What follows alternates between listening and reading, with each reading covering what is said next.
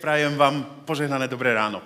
Na spomínanom večeri Božej prítomnosti v pondelok sa zmenilo to, s čím sa chcem zdieľať. Bol som pripravený s jednou veľmi zaujímavou témou, ktorú isto raz, ak budem mať príležitosť, chcem ešte otvoriť medzi nami. Ale ako sme tam boli a modlili sa, tak bol zdieľaný jeden taký obraz o našom spoločenstve. Ja ho veľmi, veľmi zjednoduším, ale v podstate hovoril o všetkých nás, prirovnával nás k vlaku, v ktorom sa pozeráme na okolité vlaky a vidíme, ako tie ostatné vlaky, čo majú, čo nemajú a tak. A pozeráme sa na ten svoj vlak a porovnávame to, že je lepší, horší a tak.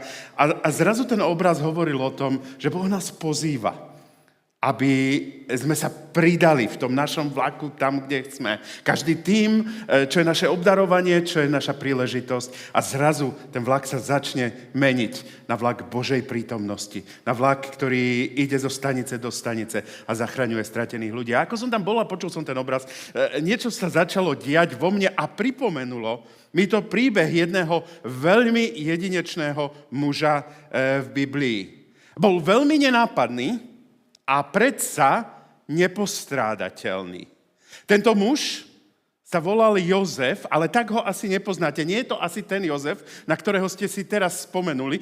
Koniec koncov je viac Jozefov, na ktorých si asi spomíname, keď rozmýšľame nad Bibliou. Bol to však Jozef, ktorý zrejme, pokiaľ rozumieme tomu, ako vieme nájsť ten jeho príbeh, chodil s Ježišom a bol medzi tými 70, čo chodili s Ježišom.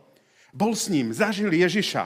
A naozaj čokoľvek, čo v živote robíme, vždy začína našou skúsenosťou s Pánom Ježišom, ktorý je cestou k živému Bohu, v ktorého veríme.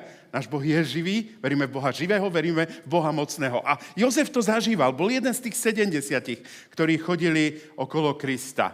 A potom nevieme o ňom veľa, ale to jeho meno akoby nám napovedalo prvú časť jeho životného príbehu.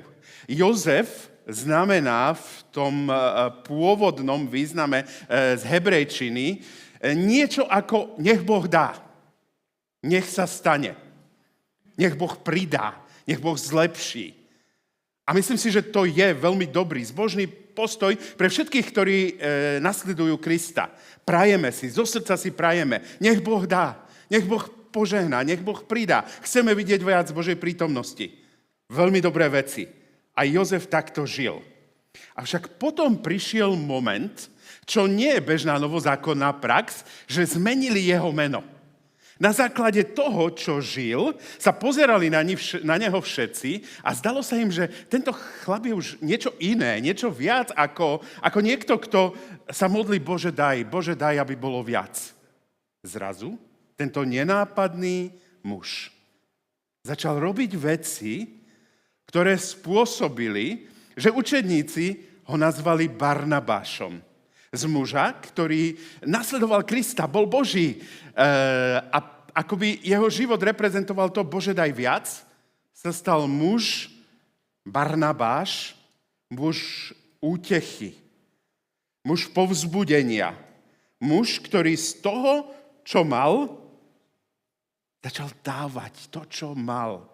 A zmenilo to doslova príbeh novozákonných dejín. Tak cirkvi, ako aj misie.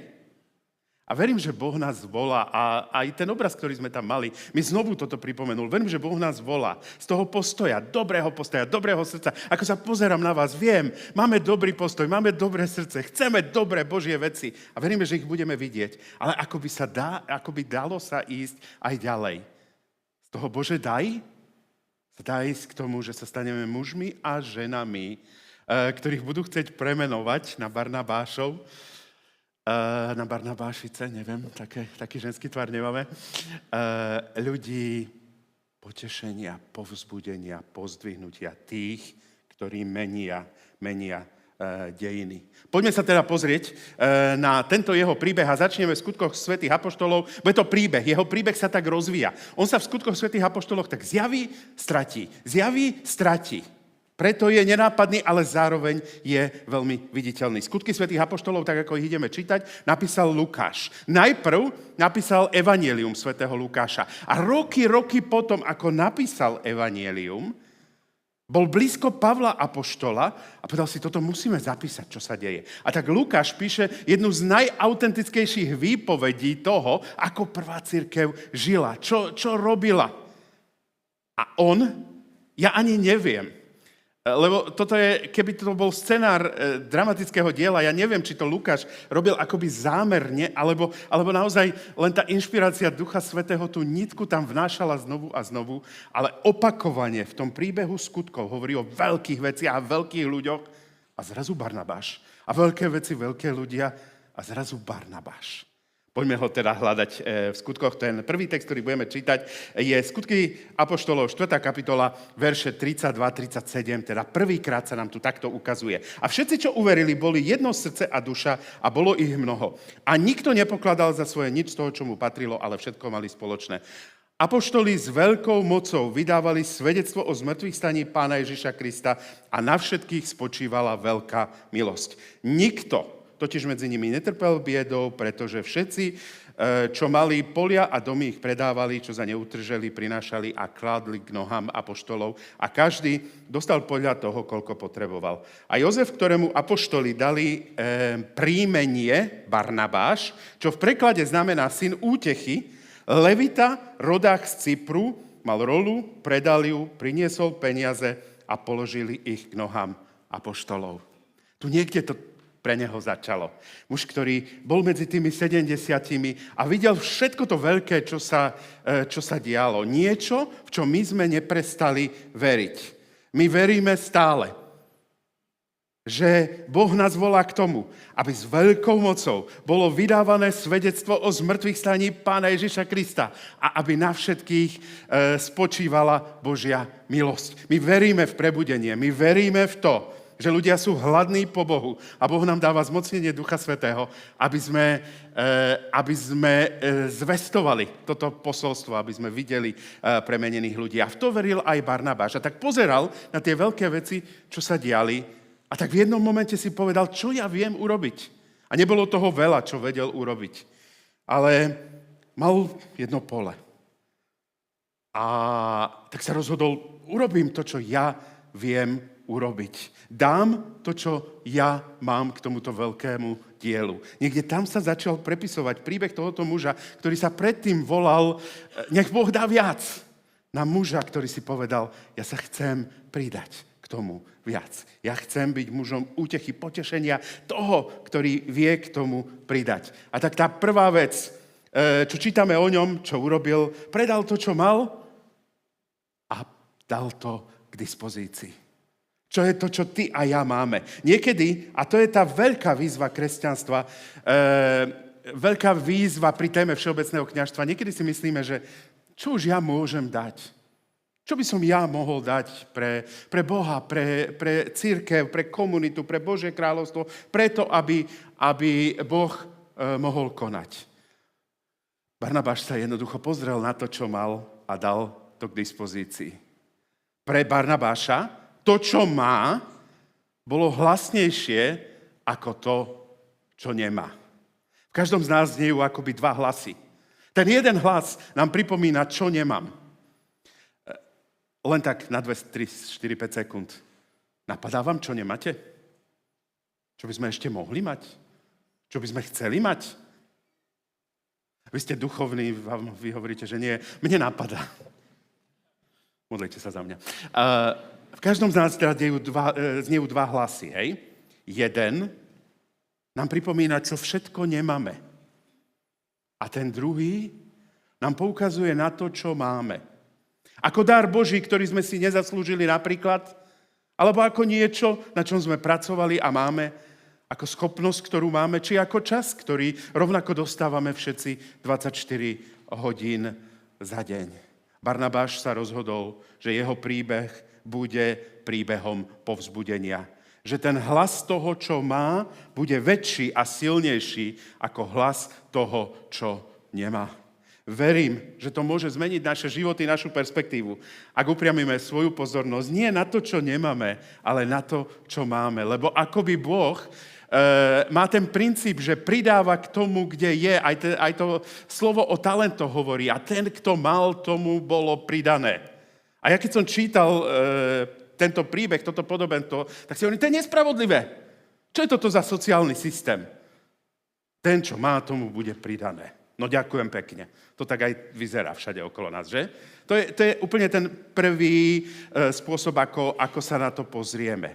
Avšak verím, že tu je oveľa niečo hlbšie a Boh nám ukazuje na to, že buď sa môžeme pozerať na to, čo nemáme, a akoby nás to okráda a máme menej a menej, čím viac vidíme to, čo nemáme. Alebo vidíme to, čo máme. A vieme to vložiť do Božích rúk, vieme to vložiť do povzbudenia, do útechy a zrazu veci môžu byť zmenené.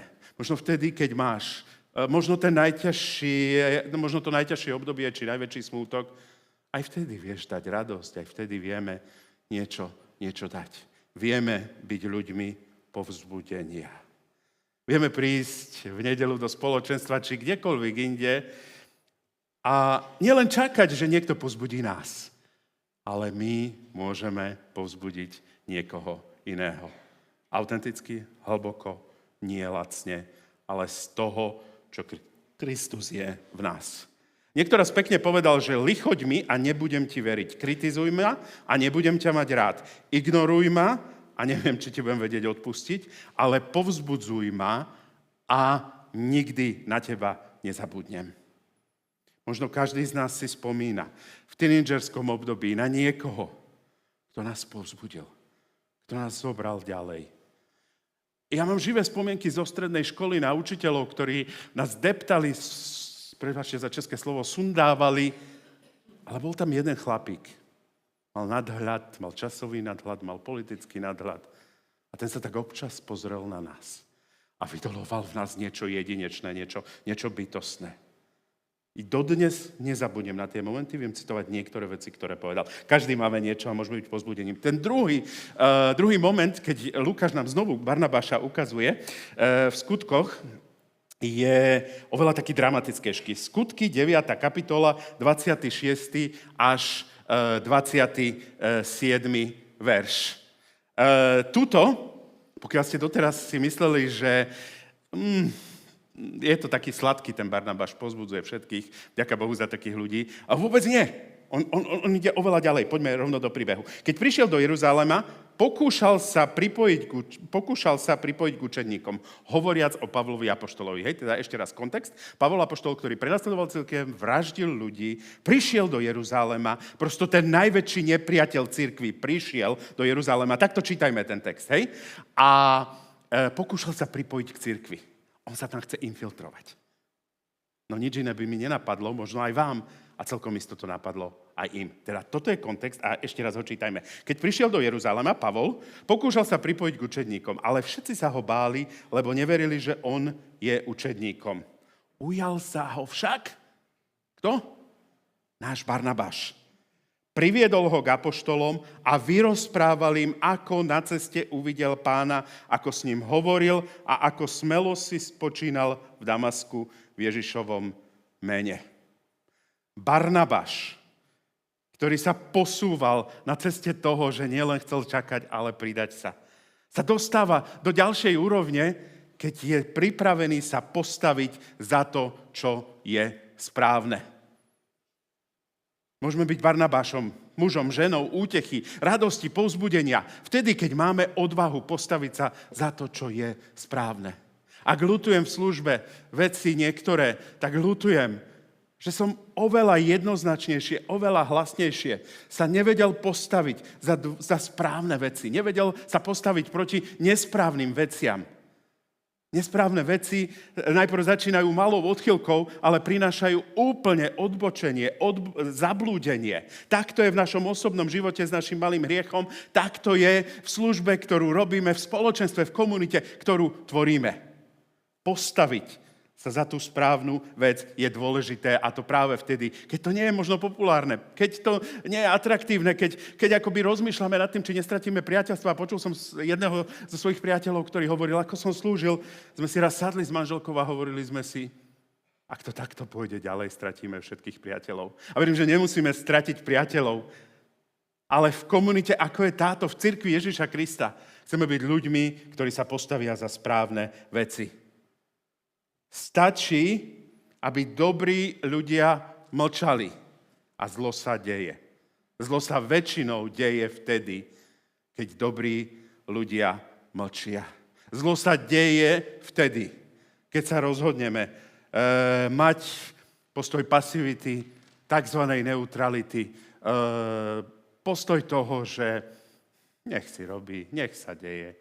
Barnabáš bol pripravený ísť do straty reputáže, ísť do toho, že učeníci sa na neho nahnevajú. Veď on jeden zo 70, tam išiel medzi tých 12, ktorí s Ježišom žili celý život. Čo mu povedia? Povedia, že úplne zblúdil. Čo sa stane? Ako čítame tie príbehy a nevieme si predstaviť tú dynamiku toho, čo zažíval. On však bol pripravený postaviť sa za Božie dielo. Bol pripravený sa postaviť za to, že veril, že Pavol apoštol zažil skutočné, autentické obrátenie s Bohom a je Boží a má byť Boží. Zlo sa deje vtedy, keď dobrí ľudia mlčia. Nebuďme tými, ktorí mlčia. A opäť Lukáš píše príbeh ďalej.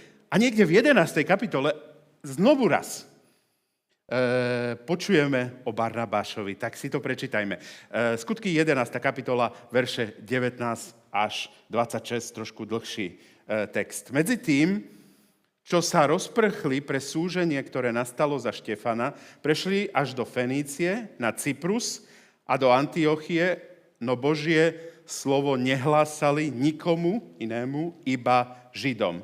Niektorí z nich však boli aj Cyperčania a Cyrenčania a tak, keď prišli do Antiochie, prihovárali sa aj Grékom a ohlasovali im Pána. Pánova ruka bola s nimi a veľa ich uverilo a obrátilo sa k Pánovi. Dopočula sa o tom aj Jeruzalemská cirkev a vyslala do Antiochie Barnabáša. Keď tá prišiel a videl Božiu milosť, zaradoval sa a povzbudil všetkých, aby vytrvali pri Pánovi, ako si zaumienili v srdci, lebo to bol dobrý muž, plný Ducha Svätého a viery. K Pánovi sa pridal veľký počet ľudí. Barnabáš preto odišiel do Tarzu, vyhľadal Saula a keď ho našiel, priviedol ho do Antiochie. Celý rok ostali v tamojšej cirkvi a učili zástupy. V Antiochii po prvý raz nazvali učeníkov kresťanmi. Ani si nevieme predstaviť, aká dramatická vec sa stala. Cirkev bola v Jeruzáleme. Cirkev zvestovala evanjelium napriek prenasledovanie, ktoré už vtedy mali Židom, len obmedzenej skupine ľudí. A zrazu to posolstvo sa dostáva ďalej. Čítame o Cyperčanoch, čítame o ďalších miestach, kde evanjelium Ježiša Krista ide. Ale toto je tabu téma. Toto je opäť veľmi riskantné. Je to naozaj Boh? To naozaj Boh až takto zoširoka? Dáva to zmysel z pohľadu starého zákona? Toto bola tá oblasť, do ktorej nejdete. Toto bola tá oblasť obrovskej odvahy. Avšak opäť raz, Barnabáš je pripravený do toho vstúpiť. Barnabáš sa radikálne stavia na stranu Božieho pôsobenia. A presne tak, ako sme to čítali, odchádza do Antiochie, pozýva, veľmi odvážnu vec urobí, pozýva do Antiochie Pavla apoštola, rok tam pôsobia. A vzniká druhý obrovský signifikantný zbor na kresťanskej mape a to je antiochijský zbor. Antiochijský zbor sa stal jadrom, sa stal príkladom pre cirkev Ježiša Krista na generácie. Antiochijský zbor zašiel oveľa ďalej ako Jeruzalemský zbor v slova zmysle naplnenia poslania, ktoré dostali od Pána Ježiša Krista. Niekde na začiatku však, keď sa rozhodovalo, či áno alebo nie, bol práve náš Barnabáš. Teda, keď iní sa báli, keď iní si neboli istí, keď iní nemali odvahu, on videl príležitosť. Dovtedy týchto následovníkov Ježiša Krista, učeníkov, nevedeli nazvať, nevedeli, ako im majú povedať. Hovorili im veľmi rôzne, mimochodom, hovorili im ľudia cesty, hovorili im učeníci, následovníci Ježiša, ale až v Antiochii po prvýkrát ich nazvali kresťanmi. Význam aj podstata slova kresťan je nasledovník Krista. Pretože Barnabáš bol odvážny. Pretože Barnabáš sa postavil za to pozvanie, ktoré Boh má všetkým nám. Tak dnes, keď počujete slovo kresťan, tak na začiatku toho príbehu bola Barnabášova odvaha. Na začiatku toho príbehu bola Barnabášova ochota vidieť cirkev Ježiša Krista, teda naplnenie jeho veľkého zámeru cez mesto Antiochia a mnohé ďalšie miesta. Veľké veci sa tam diali. Veci, ktoré Jeruzalemská cirkev nikdy dovtedy nevidela. Pretože bol Barnabáš. Nie, on nebol ten hlavný hrdina. On nebol ten hlavný na pódiu. On nebol ten hlavný, ktorý činil zázraky, ale stál na svojom mieste. Predposledná zastávka, na ktorej sa zastavíme dnes, je ďalším medzníkom. Skutky 13. kapitola, teraz taký kratší text, verše 2 a 3 o tom hovoria. Sú v tejto Antiochii, ako sa posúvame týmto príbehom, a keď slúžili Pánovi a postili sa, hovorí Skutky 13. kapitola, verše 2 a 3, povedal im Duch Svätý: oddelte mi Barnabáša a Šaula na dielo, na ktoré som ich povolal. A potom sa postili a modlili, a keď vložili na nich ruky, prepustil ich. A v tomto momente sa začínajú dejiny misie cirkvi Ježiša Krista. Barnabáš bol muž, ktorý odpovedal na pozvanie nie výhovorkou, prečo sa to nedá, ale činom. Dal sa k dispozícii. Dovtedy misia, ako ju poznáme, nebola známa. Nevedelo sa, čo to je misia. Avšak Barnabáš spolu s Pavlom sa nevyhovárajú, ale odpovedajú skutkom viery. Sú pripravení postaviť sa do volania Ducha Svätého, sú pripravení ísť do neistoty, sú pripravení byť k dispozícii. Tak veľmi mi to pripomína môj život, mnohých z nás, často všetkých z nás, keď výhovorka je to prvé, čo nám napadne. A bije sa v nás tá výhovorka s tým šepotom Ducha Svätého, že môžem niečo urobiť, mám niečo urobiť. A potom výhovorka, ja to nedám, ja to nemôžem, to nezvládnem, to sa nedá. Ale Barnabáš spolu s Pavlom povedali áno. A celý známy svet dovtedy, potom ako bola hlavne Jeruzalemská a hlavne Antiochijská cirkev, sa dopočula o Ježišovi Kristovi ako ceste, pravde a živote.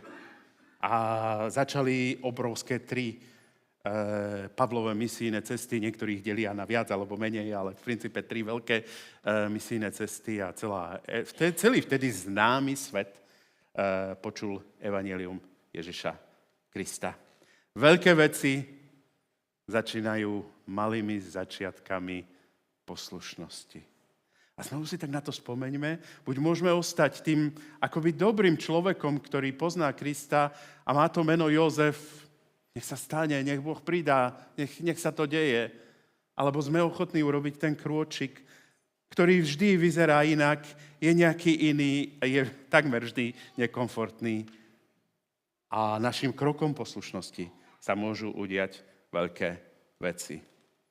A to tá posledná zastávka, na ktorej sa chceme staviť dnes ráno v príbehu Barnabáša, je zapísaná v Skutkoch 15. kapitole 36 až 41 a poviem, že posúďte sami.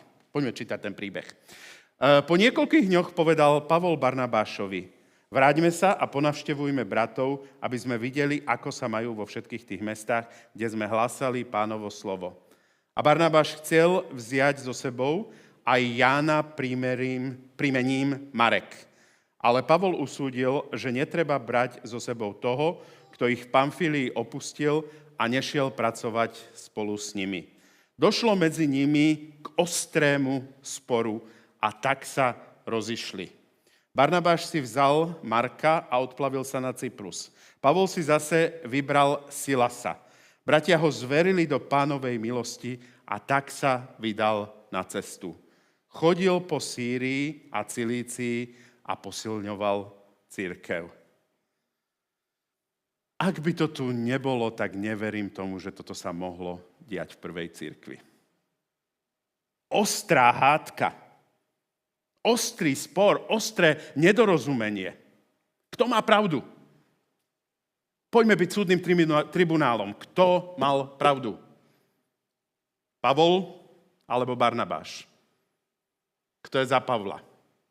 Môžete zdvihnúť svoju ruku. Kto je za Barnabáša? Ďakujem za vašu odvahu. Bol tu konflikt. Bol veľmi objektívny a celkom presne neviem, kto mal naozaj úplne pravdu. Je mi sympatický Barnabáš, priznávam. Ale to je o veľkom Pavlovi. Ako je toto možné? Pavol mal veľmi dobrý argument. Jan Marek ich zradil. Jan Marek zlyhal. Vtedy, keď šlo do tuhého, nezabral, ale zutekal, zjednodušujem ten príbeh, môžete si ho čítať. Pavol hovorí, takýchto nemôžeme zobrať, toto je risk. Barnabáš hovorí, Pavol, neviem, čo presne povedal, ale viem, čo by som povedal ja, keby som bol Barnabáš Pavlovi. Nevedeli sa zhodnúť. Nezhodli sa. A niekedy sa nevieme zhodnúť, avšak nezhoda, rozdielny pohľad na nejakú vec, nedorozumenie v nejakej oblasti nie je neprekonateľná prekážka. Oni sa naozaj vydali dvomi smermi. Každý šiel svojim príbehom. Jeden aj druhý konal dielo Božie. A možno by sme si mysleli, že to nedorozumenie bola konečná prekážka, že sa na tom rozišli, ale ten príbeh písma nám ukazuje, že to bolo oveľa lepšie a oveľa viac. Teda Barnabáš nám tu ukazuje, podľa mňa tú jedinečnú vec, že nedorozumenie nie je neprekonateľná prekážka. Ak si čítame záznam Pavla apoštola z 1. Timotejovi, keď už sumarizuje svoj život a pozerá sa na všetky tie cesty života, pozerá sa na tie misijné cesty, pozerá sa na všetko to, čo sa udialo.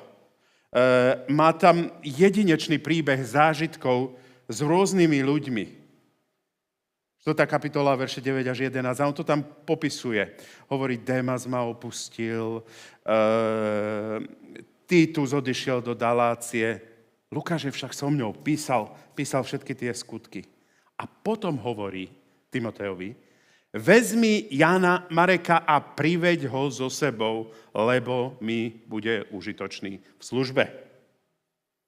Nedorozumenie, rôzny pohľad. Môže na jednej strane vypôsobiť konflikt, ktorý nemá riešenie a je hanbou pre Božie kráľovstvo, alebo možno môže vypôsobiť, že ideme tou najlepšou cestou, ako vieme, s úctou a bázňou a zrazu príde čas, keď tá cesta dáva zmysel. A Pavol na smrteľnej posteli volá po Marekovi, Janovi Marekovi a hovorí, doveď mi ho. Ja verím tomu, že mi môže byť požehnaním. S postojom úcty je aj zbožná cesta, alebo je zbožná nezhoda možnosťou cesty požehnaniu. Vzácni priatelia, dovolte mi pozvať nás do Božej prítomnosti v modlitbe. Prosím, povstaňme a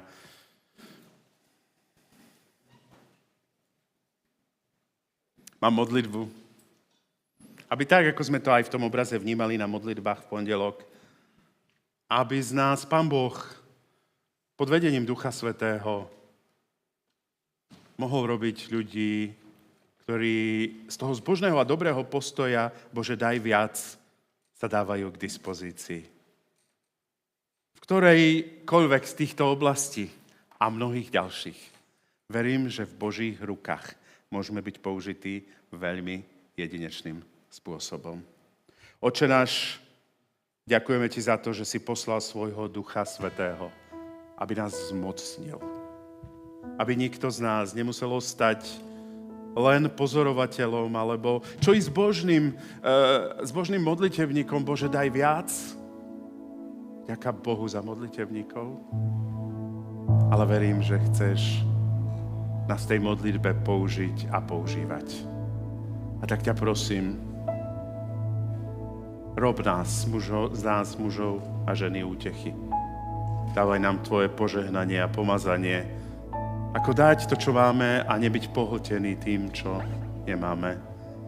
Ako sa postaviť za tú správnu vec, lebo to môže zachrániť brata, sestru, môže to zachrániť človeka od večného života, môže to zachrániť človeka pre večný život. Oče, prosím ťa, aby sme vedeli pridať tou svojou časťou pre budovanie tvojho kráľovstva cez tvoju cirkev, tak ako to Barnabáš robil v Antiochii, aby sme vedeli mať srdce otvorené pre misiu, pre poslanie, ktoré si nám dal v našej škole, v našej práci, kdekoľvek, v interakcii so susedmi, v interakcii s ľuďmi, s ktorých stretávame, kdekoľvek, tak ťa prosím, aby sme vstupovali do misijných príležitostí, ktoré každému z nás opakovane dávaš. Prosím ťa, aby konflikty z nás nerobili nepriateľov, ale spolupracovníkov pre Božie kráľovstvo. Duchu Svätý, prosím, aby si nás zmocnil novým pomazaním a vedením, ako žiť pre teba. Ako synovia a dcéry útechy, povzbudenia a budovania tvojho kráľovstva. Ameň.